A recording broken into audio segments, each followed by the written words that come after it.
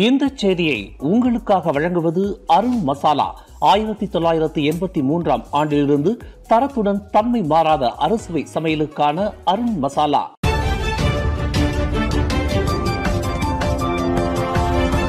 வணக்கம். திசைகளின் ஒரு மணி செய்திகள். தேவி ஸ்ரீ பத்ரகாளியம்மன் ஆலயம் அனுமதியின்றி கட்டப்பட்டுள்ளது. பள்ளிவாசல் அடிக்கல் நாட்டு விழா திட்டமிட்டபடி நடைபெறும். விழாவில் கலந்து கொள்வேன். பிரதமர் டத்தோஸ்ரீ அன்வார் திட்டவட்டம். பெரும் சர்ச்சைக்கு இடமாகியுள்ள கோலாலம்பூர் ஜலான் மஸ்ஜித் இந்தியாவில் வீற்றிருக்கும் தேவி ஸ்ரீ பத்ரகாளியம்மன் ஆலயம் அனுமதியின்றி கட்டப்பட்டுள்ளது. இவ்விவகாரம் சட்ட விதிகளுக்கு உட்பட்டு கையாளப்பட வேண்டும் என்று பிரதமர் டத்தோஸ்ரீ அன்வார் இப்ராஹிம் தெரிவித்துள்ளார். இன்று காலையில் 218வது போலீஸ் தின விழாவில் கலந்து கொண்டு உரையாற்றிய பின்னர் டத்தோஸ்ரீ அன்வார் தேவி ஸ்ரீ பத்ரகாளியம்மன் ஆலயம் வீற்றிருக்கும் நிலம் முந்தைய உரிமையாளரான DBKL மற்றும் தற்போதைய நில உரிமையாளரான மேம்பாட்டு நிறுவனத்தின் அனுமதி பெற்று அந்த ஆலயம் கட்டப்படவில்லை என்றார்.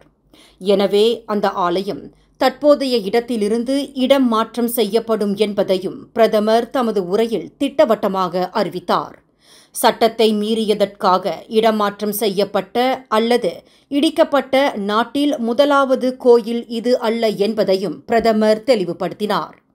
பள்ளிவாசல் நிர்மாணிக்கப்படும் விவகாரத்தை பொறுத்தவரையில் கோவில் வீற்றிருக்கும் நிலம் அனுமதி பெற்று கட்டப்படவில்லை. நாட்டின் சட்ட திட்டங்களை பின்பற்றி நாம் நடவடிக்கை எடுக்க வேண்டியுள்ளது. இனங்களுக்கு இடையிலான உறவை பேண விரும்புகிறோம். அதே வேளையில் அவசியமில்லாத ஒன்றை நாம் செய்யவில்லை.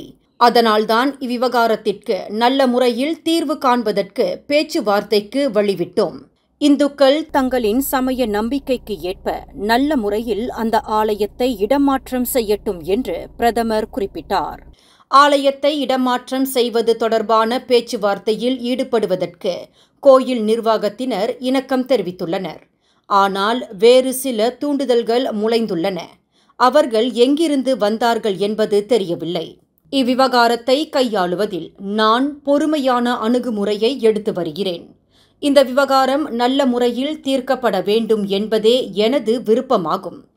நான் ஓர் உண்மையான முஸ்லிமாக இருக்க விரும்புகிறேன். மற்றவர்களின் சொத்துக்களை அழிப்பதற்கும் சட்டவிரோத நடவடிக்கையை மேற்கொள்ளவும் எனது மதம் கற்றுக் கொடுக்கவில்லை.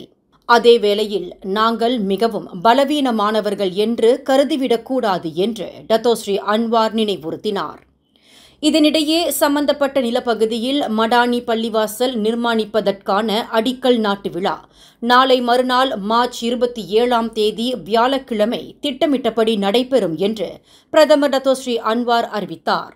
திட்டமிட்டபடி மடானி பள்ளிவாசல் நிர்மாணிப்புக்கான அடிக்கல் நாட்டு விழாவை தாம் தொடக்கி வைக்கவிருப்பதாக பிரதமர் குறிப்பிட்டுள்ளார்.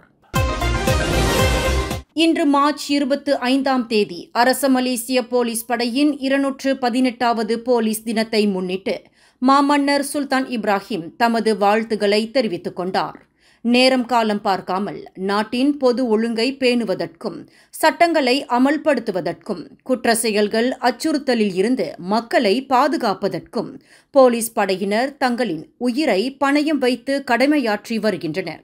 அந்த முன்னணி வீரர்களுக்கு தமது வாழ்த்துகள் உரித்தாகுக என்று மாமன்னர் சுல்தான் இப்ராஹிம் தமது முகநூலில் வெளியிட்டுள்ள வாழ்த்து செய்தியில் புகழாரம் சூட்டியுள்ளார். கோலாலம்பூர் ஜலான் மஸ்ஜித் இந்தியாவில் வீற்றிருக்கும் கோயில் விவகாரத்தில் பள்ளிவாசலை கட்டும் அதே வேளையில் அந்த ஆலயத்தையும் அங்கேயே நிலைநிறுத்துங்கள் என்று சட்ட வல்லுநரும் பசீர்கூடாங் PKR MPயுமான ஹசான் அப்துல் கரீம் ஆலோசனை கூறினார். 2 வழிபாட்டு தலங்கள் விவகாரத்தில் நமது சமய நல்லிணக்கத்தின் அடையாளமாக இதனை நாம் செய்தாக வேண்டும் என்று அந்த PKR MP வலியுறுத்தியுள்ளார். தற்போது வீற்றிருக்கும் ஆலயம் இடிக்கப்படாமல் அங்கேயே நிலைநிறுத்தப்பட வேண்டும். அதேவேளையில் அருகில் உள்ள நிலத்தில் பள்ளிவாசலை நிர்மாணிக்கலாம் என்று அந்த மூத்த MP பரிந்துரை செய்துள்ளார்.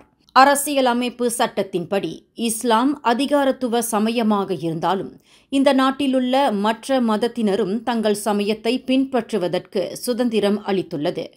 மற்ற சமயங்களையும் குறிப்பாக இந்த நாட்டில் உள்ள இந்து சமயத்தினரையும் நாம் மதித்து போற்றும் வகையில் நமது சிறப்பை உணர்த்த வேண்டும். அந்த ஆலயத்தை உடைக்காமல் அங்கேயே நிலைநிறுத்தலாம். ஜேக்கல் நிறுவனம் விரும்பியதைப் போலவே அங்கே பள்ளிவாசலை கட்டலாம் என்று ஹசான் அப்துல் கரீம் குறிப்பிட்டுள்ளார். கோலாலம்பூர் ஜலான் மஸ்ஜித் இந்தியாவில் வீற்றிருக்கும் கோயில் பிரச்சினை தொடர்பாக அவதூறுகளையும் உண்மைக்கு புறம்பான தகவல்களையும் பரப்பி வரும் பொறுப்பற்ற தரப்பினர் தங்கள் செயலை உடனடியாக நிறுத்திக் கொள்ள வேண்டும் என்று பத்து MP பி. பிரபாகரன் கேட்டுக் கொண்டுள்ளார். ஆலய விவகாரத்தை அமைதியான முறையில் தீர்த்து கொள்வதற்கு கோயில் நிர்வாகத்துடனும் கட்டுமான நிறுவனத்துடனும் பேச்சுவார்த்தை நடத்த அரசாங்கத்திற்கு சற்று கால அவகாசம் வழங்குமாறு பிரபாகரன் வலியுறுத்தினார். அதேவேளையில் இந்த ஆலய விவகாரம் தொடர்பாக சில உண்மைகளையும் பகிர்ந்து கொள்ள தாம் விரும்புவதாக பிரபாகரன் தெரிவித்தார். கோலாலம்பூர் கூட்டரசு பிரதேசத்தில் ஒரு நாடாளுமன்ற உறுப்பினர் என்ற முறையில் கடந்த ஆண்டு தொடக்கத்தில் இருந்து இந்த பிரச்சினையில் நான் நேரடியாக ஈடுபட்டுள்ளேன். ஆலயத்தின் தற்போதைய நிலமான கோயில் நிலம் லாட் 328க்கு கடந்த 2008ஆம் ஆண்டில் கோலாலம்பூர் மாநகர் மன்றமான DBKL தரப்பினரால் மாற்றப்பட்டது என்பதை தெளிவுபடுத்த விரும்புகிறேன்.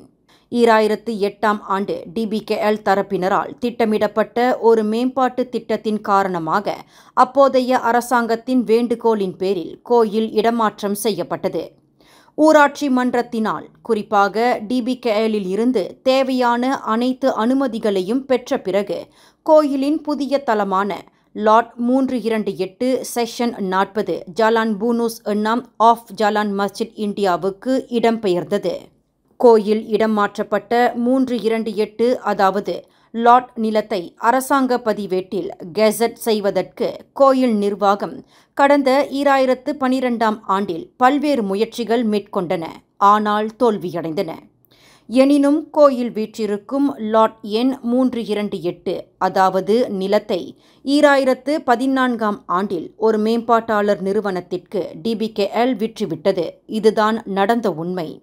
எனவே கோயில் தொடர்பாக அவதூறுகளையும் தவறான தகவல்களையும் பரப்பி வரும் தரப்பினர் தங்கள் செயலை உடனடியாக நிறுத்திக் கொண்டு இவ்விவகாரம் சுமூகமாக தீர்வு காண்பதற்கு வழிவிட வேண்டும் என்று பத்து MP பி. பிரபாகரன் இன்று வெளியிட்டுள்ள ஓர் அறிக்கையில் கேட்டுக்கொண்டார். 50க்கும் மேற்பட்ட திரை நட்சத்திரங்கள் ஒன்று கூடும் மாபெரும் விழா 17th Annual Edison Awards Penang Spice அரெனாவில் ஏப்ரல் 5 மாலை 5 மணிக்கு குடும்பத்தோடு வாங்க, கொண்டாட்டத்தோடு போங்க. உடனே டிக்கெட் புக் பண்ண மை டிக்கெட் ஏசியாவை விசிட் பண்ணுங்க. கடந்த மார்ச் 16ஆம் தேதி நடைபெற்ற ஜாசேகா தேர்தல் முடிவை தொடர்ந்து அமைச்சரவையில் மாற்றம் செய்யப்பட வேண்டுமா இல்லையா என்பது குறித்து பிரதமர் என்ற முறையில் டத்தோஸ்ரீ அன்வார் இப்ராஹிமிடமும் ஜாசேகா பொதுச் செயலாளர் என்ற முறையில் ஆந்தனி லாக்கிடமும் தாம் விட்டுவிட்டதாக கட்சியின் துணை பொதுச் செயலாளர் ஸ்டீவன் சிம் தெரிவித்தார். ஜாசேகா தேர்தல் முடிவு பல மாற்றங்களை உள்ளடக்கியிருப்பதால் தேர்தலில் போட்டியிடாதவர்களும் தோல்வி கண்டவர்களும் தொடர்ந்து அமைச்சரவையில் இடம்பெற்று இருக்க வேண்டுமா என்ற கேள்வி எழுந்துள்ளது. இந்நிலையில் ஜாசேகா தேர்தல் முடிவு அமைச்சரவையில் மாற்றம் செய்யும் அளவிற்கு எதிரொலிக்காது என்று ஆந்தனி லாக் இதற்கு முன்பு திட்டவட்டமாக தெரிவித்துவிட்டதாக மனிதவள அமைச்சருமான ஸ்டீவன் சிம் சுட்டிக்காட்டினார். எனினும் இறுதி முடிவு எடுக்க வேண்டியது பிரதமர் டத்தோஸ்ரீ அன்வார் இப்ராஹிம் மற்றும் ஆந்தனி லாக்கை பொறுத்தது என்று ஸ்டீவன் சிம் விளக்கினார். வரும் ஹரிராயா பெருநாளை முன்னிட்டு கிட்டத்தட்ட 26 லட்சம் வாகனங்கள் பினாங்கிற்குள் நுழையலாம் என்று எதிர்பார்க்கப்படுவதாக பினாங்கு மாநில போலீஸ் துணைத் தலைவர் டத்து முகமது அல்வி ஜைனால் அபிடின் தெரிவித்தார். இந்த வாகனங்கள் அனைத்தும் கூட்டரசு நெடுஞ்சாலைகள் மற்றும் வடக்கு தெற்கு நெடுஞ்சாலையின் வாயிலாக பினாங்கிற்குள் நுழையலாம் என்று எதிர்பார்க்கப்படுவதாக அவர் குறிப்பிட்டார். அதேவேளையில் வாகனங்களின் போக்குவரத்து சீராக இருப்பதை உறுதி செய்வதற்கு வரும் மார்ச் 29ஆம் தேதி முதல் ஏப்ரல் 3ஆம் தேதி வரை ஓப்ஸ்லாமாட் 24 நடவடிக்கை அமல்படுத்தப்படும் என்று டத்து முகமது அல்வி தெரிவித்தார். மேலும் ஹரிராயா பெருநாளுக்கு பினாங்கு போலீஸ் படையில் கிட்டத்தட்ட 10 விழுக்காடு போலீஸ்காரர்கள் மட்டுமே விடுமுறையில் இருப்பர் என்று அவர் குறிப்பிட்டார். சமூக வலைதளங்களில் பகிரப்பட்டு வருவதைப் போன்று ஜொஹூர் பாருவில் உள்ள சாலை ஒன்றின் சமிஞ்சை விலக்கு பகுதியில் 2 மோட்டார் சைக்கிளோட்டிகளுக்கு இடையில் நிகழ்ந்த சண்டை தொடர்பில் போலீசார் விசாரணை அறிக்கையை திறந்துள்ளனர்.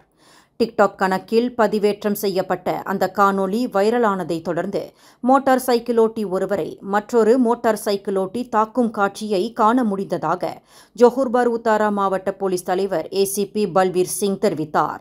இந்த கைகலப்பில் சம்பந்தப்பட்டுள்ள மோட்டார் சைக்கிளோட்டிகள் அடையாளம் காணப்பட்டுள்ளதாக அவர் குறிப்பிட்டார். இந்த செய்தியை உங்களுக்காக வழங்கியது அருண் மசாலா.